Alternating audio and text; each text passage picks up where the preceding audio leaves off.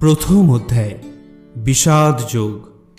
কুরুক্ষেত্রের রণাঙ্গনে সেনা পর্যবেক্ষণ। এই অধ্যায়ে রণাঙ্গনে প্রতীক্ষমান সেনাবাহিনীর মুখোমুখি হয়ে মহাযোদ্ধা অর্জুন উভয় পক্ষের সৈন্যসজ্জার মধ্যে সমবেত তার অতি নিকট আত্মীয়, পরিজন, আচার্যবর্গ এবং বন্ধুবান্ধবদের সকলকে যুদ্ধে প্রস্তুত হতে এবং জীবন বিসর্জনে উন্মুখ হয়ে থাকতে দেখেন। শোকে এবং দুঃখে তিনি কাতর হয়ে পড়লেন। তার মন মহাচ্ছন্ন হল এবং তিনি যুদ্ধ করার সংকল্প পরিত্যাগ করলেন।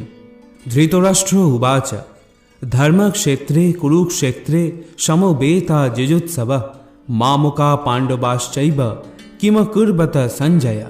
ধৃতরাষ্ট্র জিজ্ঞাসা করলেন, হে সঞ্জয়, ধর্মক্ষেত্রে যুদ্ধ করার মানসে সমবেত হয়ে আমার পুত্র এবং পাণ্ডুর পুত্রেরা তারপর কি করল? সঞ্জয় উবাচা দৃষ্ট্যা তু পাণ্ডবানীকং ব্যুঢ়ং দুর্যোধনস্তদা আচার্যম উপসঙ্গম্য রাজা বচনম ব্রবীত।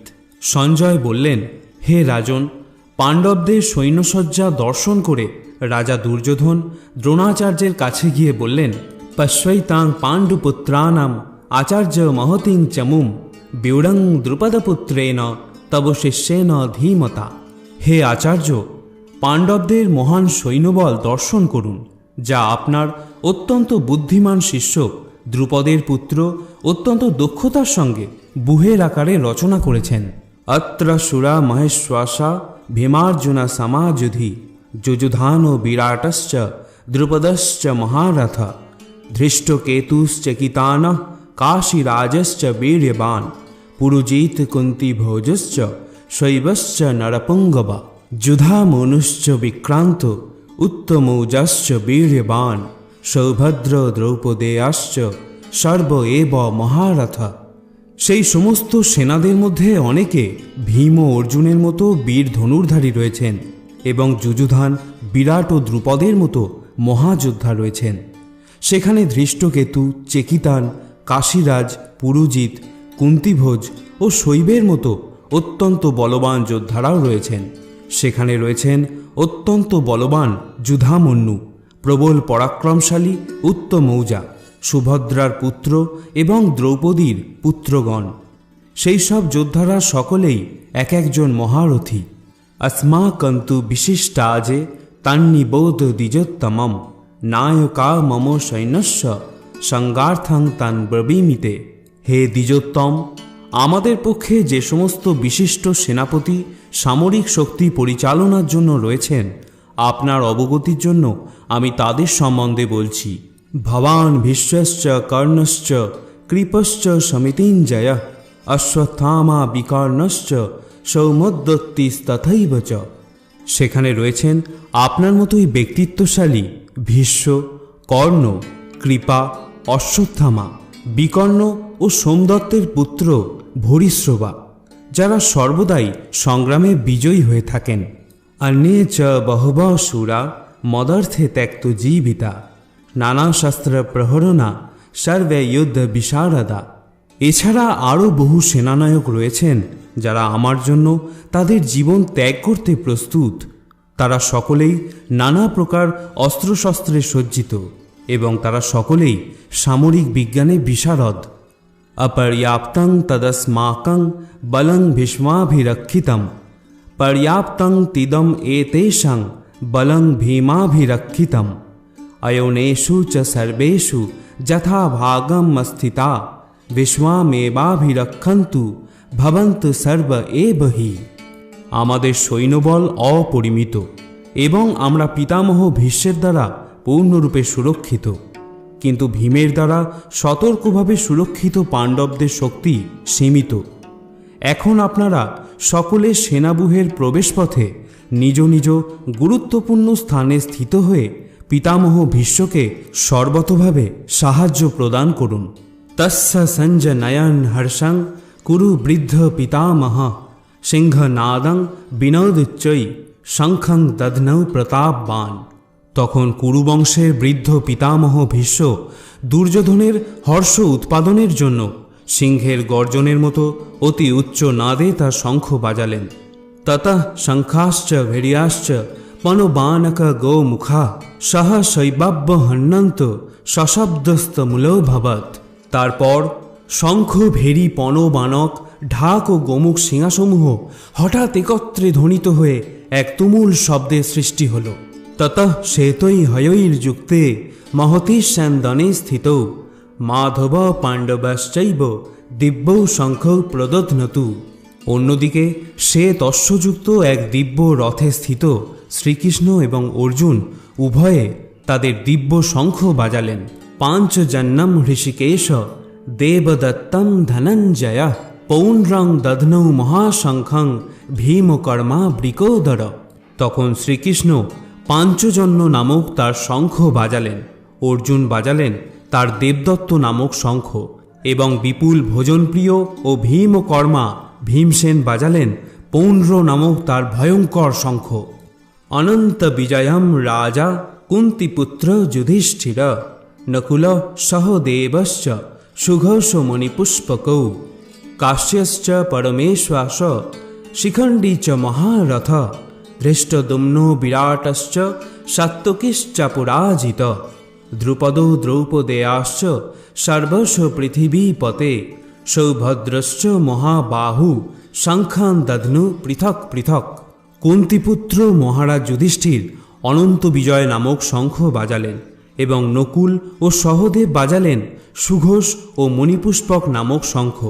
হে মহারাজ, তখন মহান ধনুর্ধর কাশীরাজ, প্রবল যোদ্ধা শিখণ্ডী, ধৃষ্টদ্যুম্ন, বিরাট, অপরাজিত সাত্ত্বকী, দ্রুপদ, দ্রৌপদীর পুত্রগণ, সুভদ্রার মহাবলবান পুত্র এবং অন্য সকলে তাদের নিজ নিজ পৃথক শঙ্খ বাজালেন।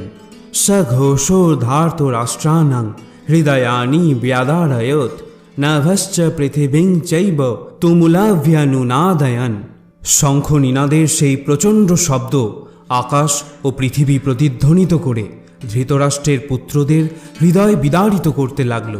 অথ ব্যবস্থিতান দৃष्ट्वा ধার্তরাষ্ট্রান কপিধ্বজা প্রবৃত্তে শস্ত্র সম্পাতে ধনুরদ্যম্মা পাণ্ডব ঋষিকেশং তদা বাক্যাম ইদমাহ মহীপতে। সেই সময় পাণ্ডুপুত্র অর্জুন হনুমান চিহ্নিত পতাকা শোভিত রথে অধিষ্ঠিত হয়ে তার ধনুক তুলে নিয়ে স্বর নিক্ষেপ করতে প্রস্তুত হলেন। হে মহারাজ, ধৃতরাষ্ট্রের পুত্রদের সমরসজ্জায় বিন্যস্ত দেখে অর্জুন তখন শ্রীকৃষ্ণকে এই কথাগুলো বললেন। অর্জুন উবাচ সেনয়োরুভয়ের মধ্যে রথং স্থাপয় মেচ্যুত যাবৎ এতান নিরীক্ষে অহম যদ্ধু কামান অবস্থিতান কৈর্ময়া সহ যদ্ধ্যাব্যম अस्मिन রণসমুদ্যমে। অর্জুন বললেন, হে অচ্যুত, তুমি উভয় পক্ষের সৈন্যদের মাঝখানে আমার রথ স্থাপন করো, যাতে আমি দেখতে পারি যুদ্ধ করার অভিলাষী হয়ে কারা এখানে এসেছে এবং এই মহাসংগ্রামে আমাকে কাদের সাথে যুদ্ধ করতে হবে। यत्स मानान अभिक्षेहम ज इतित्र समागता ধার্তরাষ্ট্রাস্য দুর্বুদ্ধে যুদ্ধে প্রিয় চিকীর্ষবা। ধৃতরাষ্ট্রের দুর্বুদ্ধি সম্পন্ন পুত্রকে সন্তুষ্ট করার বাসনা করে যারা এখানে যুদ্ধ করতে এসেছে, আমি তাদের দেখতে চাই। সঞ্জয় উবাচ एवं उक्तो ऋषिकेश गुडाकेशेन भारत সেনয়োর উভয়ের মধ্যে স্থাপয়িত্বা রথোত্তমম। সঞ্জয় বললেন, হে ভরত বংশধর, অর্জুন কর্তৃক এভাবে আদিষ্ট হয়ে শ্রীকৃষ্ণ সেই অতি উত্তম রথটি চালিয়ে নিয়ে উভয় পক্ষের সৈন্যদের মাঝখানে রাখলেন। ভীষ্ম দ্রোণ প্রমুখত সর্বেষাং চ মহিক্ষিতাম উবাচ পার্থ পশ্বৈতাং সমবেতান কুরুনীতি। ভীষ্ম, দ্রোণ প্রমুখ পৃথিবীর অন্য সমস্ত নৃপতিদের সামনে ভগবান ঋষিকেশ বললেন, হে পার্থ, এখানে সমবেত সমস্ত কৌরবদের দেখো। তত্রা পশ্চাৎ সীতান পার্থ পিতৃন অথ পিতামহান আচার্যান মাতুলান ভাতৃন পুত্রান পৌত্রান সখীंस्तथा শ্বশুরান সুহৃদাশ্চৈব সেনয়োর উভয়োরপি। তখন অর্জুন উভয় পক্ষের সৈন্যদের মধ্যে পিতৃব্য, পিতামহ, আচার্য, মাতুল, ভ্রাতা, পুত্র, পৌত্র, শ্বশুর, মিত্র ও শুভাকাঙ্ক্ষীদের উপস্থিত দেখতে পেলেন। তং সমীক্ষ স কৌন্তেয় সর্বান বন্ধুন অবস্থিতান কৃপায়া পরায়াবিষ্ট বিশিদান ঈদম ব্রবীত। যখন কুন্তিপুত্র অর্জুন সকল রকমের বন্ধু ও আত্মীয় স্বজনদের যুদ্ধক্ষেত্রে উপস্থিত দেখলেন, তখন তিনি অত্যন্ত কৃপাবিষ্ট ও বিষণ্ণ হয়ে বললেন। অর্জুন উবাচ দৃষ্ট্যা মম সজনম কৃষ্ণ যুজুৎসম সমুপস্থিতাম সিদন্তি মম গাত্রাণি মুখম চ পরিশুষ্যতি। অর্জুন বললেন, হে প্রিয়বর কৃষ্ণ, আমার সমস্ত বন্ধুবান্ধব ও আত্মীয় স্বজনদের এমনভাবে যুদ্ধবিলাসী হয়ে আমার সামনে অবস্থান করতে দেখে আমার অঙ্গ প্রত্যঙ্গ অবশ হচ্ছে এবং মুখ শুষ্ক হয়ে উঠছে। বেপথুশ্চ শরীরে মে রোমহর্ষশ্চ জায়তে গান্ডিবম সংস্রতে হস্তাৎ তচ্চ এব পরিদজ্যতে। আমার সর্বশরীর যেন কম্পিত ও রোমাঞ্চিত হচ্ছে, আমার হাত থেকে গান্ডিব খসে পড়ছে এবং ত্বক যেন জ্বলে যাচ্ছে।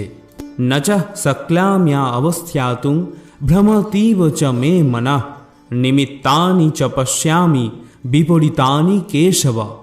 হে কেশব, আমি এখন আর স্থির থাকতে পারছি না, আমি আত্মবিস্মৃত হচ্ছি, আমার চিত্ত উদ্ভ্রান্ত হচ্ছে। হে কেশী দানবহন্তা শ্রীকৃষ্ণ, আমি কেবল অমঙ্গলজনক লক্ষণসমূহ দর্শন করছি। নচা শ্রেয় হনুপশ্যামি হত্যা সজন মা হবে ন কাঙ্ক্ষে বিজয়ম কৃষ্ণ নচম রাজ্যম সুখানি চ। হে কৃষ্ণ, যুদ্ধে আত্মীয় স্বজনদের নিধন করা শ্রেয়স্কর দেখছি না। আমি যুদ্ধে জয়লাভ চাই না, রাজ্য এবং সুখ ভোগও কামনা করি না। কিম ন রাজ্যে ন গোবিন্দ কিম ভোগৈর্জীবিতে বা যে সামর্থ্যে কাঙ্ক্ষিতম ন রাজ্যম ভোগা সুখানি চ। তৈমেব স্থিতা যুদ্ধে প্রাণাংস্তক্তা ধনানি চ আচার্য পিতরা পুত্রা তথা এব চ পিতামহা।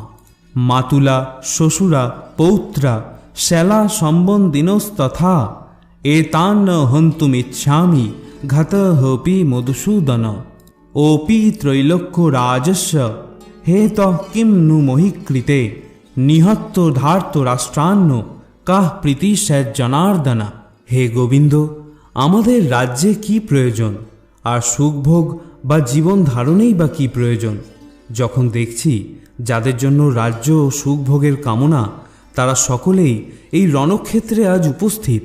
হে মধুসূদন, যখন আচার্য, পিতৃব্য, পুত্র, পিতামহ, মাতুল, শ্বশুর, পৌত্র, শ্যালক ও আত্মীয় স্বজন সকলেই প্রাণ ও ধনাদির আশা পরিত্যাগ করে আমার সামনে যুদ্ধে উপস্থিত হয়েছেন, তখন তারা আমাকে বধ করলেও আমি তাদের হত্যা করতে কেন চাইব? হে সমস্ত জীবের প্রতিপালক জনার্দন, পৃথিবীর তো কথাই নেই, এমনকি সমগ্র ত্রিভুবনের বিনিময়েও আমি যুদ্ধ করতে প্রস্তুত নই। ধৃতরাষ্ট্রের পুত্রদের নিধন করে কি সন্তোষ আমরা লাভ করতে পারব? পাপ মেবাশ্রয়েদস্মান হত্যা এতান আত্মাইন তস্মান নারহা বয়ম হন্তুম ধার্ত রাষ্ট্রান সবান্ধবান সজনম হি কথাম হত্যা সুখী ন শ্যাম মাধবা। এই ধরনের আততায়ীদের বধ করলে মহাপাপ আমাদের আচ্ছন্ন করবে। সুতরাং বন্ধু বান্ধব সহ ধৃতরাষ্ট্রের পুত্রদের সংহার করা আমাদের পক্ষে অবশ্যই উচিত হবে না। হে মাধব, লক্ষ্মীপতি শ্রীকৃষ্ণ, আত্মীয় স্বজনদের হত্যা করে আমাদের কী লাভ হবে, আর তা থেকে আমরা কেমন করে সুখী হব?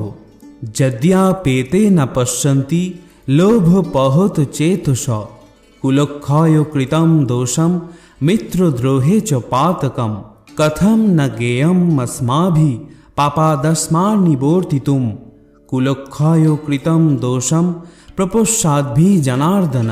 হে জনার্দন, যদিও এরা রাজ্য লোভে অভিভূত হয়ে কুলক্ষয়জনিত দোষ ও মিত্রদ্রোহ নিমিত্ত পাপ লক্ষ্য করছে না, কিন্তু আমরা কুলক্ষয়জনিত দোষ লক্ষ্য করেও এই পাপ কর্মে কেন প্রবৃত্ত হব? কুলক্ষয়ে প্রণশ্যন্তি কুলধর্ম সনাতনা ধর্মে নষ্টে কুলম কৃৎস্নম অধর্ম অভিভবতি উত। কুলক্ষয় হলে সনাতন কুলধর্ম বিনষ্ট হয় এবং তা হলে সমগ্র বংশ অধর্মে অভিভূত হয়। অধর্ম্যাভিভবাৎ কৃষ্ণ প্রদুষ্যন্তি কুলস্ত্রিয় স্ত্রীষু দৃষ্টাসু বার্ষ্ণেয় জায়তে বর্ণসংকরা। হে কৃষ্ণ, কুল অধর্মের দ্বারা অভিভূত হলে কুল বধূগণ ব্যভিচারে প্রবৃত্ত হয় এবং হে বাগ্যেয়, কুলস্ত্রীগণ অসৎ চরিত্রা হলে অবাঞ্ছিত প্রজাতি উৎপন্ন হয়। শঙ্করো নরকায়ৈব কুলঘ্নানাং কুলস্য চ পতন্তি পিতরো হ্যেষাং লুপ্তপিণ্ডদক ক্রিয়া। বর্ণসংকর উৎপাদন বৃদ্ধির ফলে কুল ও কুলঘাতকেরা নরকগামী হয়। সেই কুলে পিণ্ডদান ও তর্পণ ক্রিয়া লোপ পাওয়ার ফলে তাদের পিতৃপুরুষেরাও নরকে অধঃপতিত হয়। দোষই রেতই কুলঘ্নানাং বর্ণসংকর কারকই উৎসাদন্তে জাতি ধর্মা কুল ধর্মাশ্চ শাশ্বতা। যারা বংশের ঐতিহ্য নষ্ট করে এবং তার ফলে অবাঞ্ছিত সন্তানাদি সৃষ্টি করে, তাদের কুকর্মজনিত দোষের ফলে সর্বপ্রকার জাতীয় উন্নয়ন প্রকল্প এবং বংশের কল্যাণ ধর্ম উচ্ছন্নে যায়। উৎসানা কুল ধর্মানাং মনুষ্যানাং জনার্দন নরকে নিয়তং বাস ভবতীত্যনুশুশ্রম। হে জনার্দন, আমি পরম্পরাক্রমে শুনেছি যে যাদের কুল ধর্ম বিনষ্ট হয়েছে তাদের নিয়ত নরকে বাস করতে হয়। অহো বত মহৎ পাপং কর্তুম ব্যবসিতা বয়ম ইয়দ রাজ্য সুখ লভেন হন্তুম সজনমুদ্যাতা। কি আশ্চর্যের বিষয় যে আমরা রাজ্য সুখের লোভে স্বজনদের হত্যা করতে উদ্যত হয়ে মহাপাপ করতে সংকল্পবদ্ধ হয়েছি। যদি ইমাম প্রতিকারম শস্ত্রং শস্ত্রপানয় ধার্তরাষ্ট্রা রণে হন্নু তৎমে ক্ষেমতরং ভবেত। প্রতিরোধ রহিত ও নিরস্ত্র অবস্থায় আমাকে যদি শস্ত্রধারী ধৃতরাষ্ট্রের পুত্রেরা যুদ্ধে বধ করে, তাহলেও আমার অধিকতর মঙ্গলই হবে। সঞ্জয় উবাচ এব মুক্তার্জুন সংখ্যে রথোপস্থ উপাবিশৎ বিসৃজ্য সশরং চাপম লোক সংবিঘ্ন মানস। সঞ্জয় বললেন, রণক্ষেত্রে এই কথা বলে অর্জুন তার ধনুর্বাণ ত্যাগ করে শোকে ভারাক্রান্ত চিত্তে রথের ওপরে উপবেশন করলেন।